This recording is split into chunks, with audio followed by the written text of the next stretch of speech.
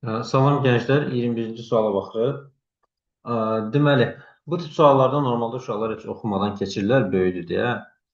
Amma sual həqiqətən də sadədir. Sadəcə oxuyub içindəkiləri analiz etmək lazımdır. Deməli, şərti oxuyursunuz öncə və şərtin içində elə birinci cümlədə görəcəksiniz ki, electric flux product of surface area bir də field strength. Yəni, hal-hazırda bizim əlimizdə bir formula var. Electric flux surface area vurulsun strength olacaq. Yəni, belə bir formulamız var. Sonra davam edirik.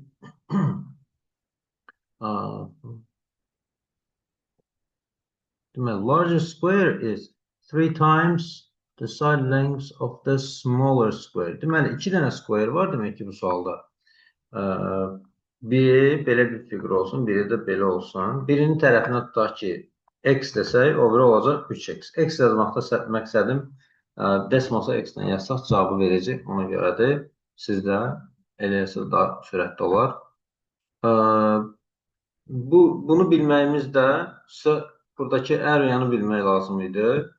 Onun üçün lazım olacaq. Yəni, deyəcək ki, balacanın area-sı x square-dir, o birində də 9x square-dir. Sonra sualın içində verilmiş o strength, S demişdik. Onu da burada verib ki, bu hazır bir constant, yəni 29-dur hər dəfə. Sonra davam edib, total electric flux deyib ki, 4640-dır. Yəni, hal-hazırda bizə verilən formuladan istifadə edəcəm. Deyəcəm ki, electric flux over S idi. Yəni, 4640 bərabər olacaq total area. Yəni, həm bunlar, həm də bu balaca olan. Hamısı bir yerdə olacaq. 10x2. Vurulsun, strength də 29-dur.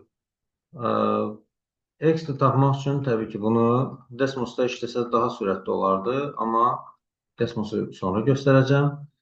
Burada məsələn cavabı tapacaq 4. Yəni, bu o deməkdir ki, balacası 4 tərəfi, böyüyündə 12-dir.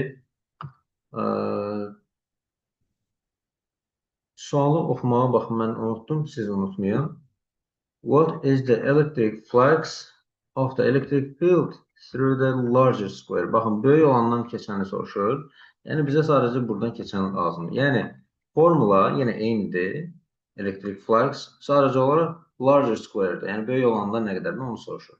Area 9 vurulsun, 4-ün kvadratı olacaq və yaxud da deyə bilərsiniz ki, yəni, tərəf 12-dir, 12-nin kvadratı da area. Fərq yoxdur. Vurulsun, strength də 29 olacaq. Bu da ki, bayağımızda demişdik. Yəni, hazır o formulada verilən konstantdır. Bunları da vuranda hazır cavabı 4176 tapırıq, hansı ki, elə larger square-də olan elektrik fluxdur. İndi bu əməliyyatları desmosdan istifadə edərək eləsəniz daha sürətli olar.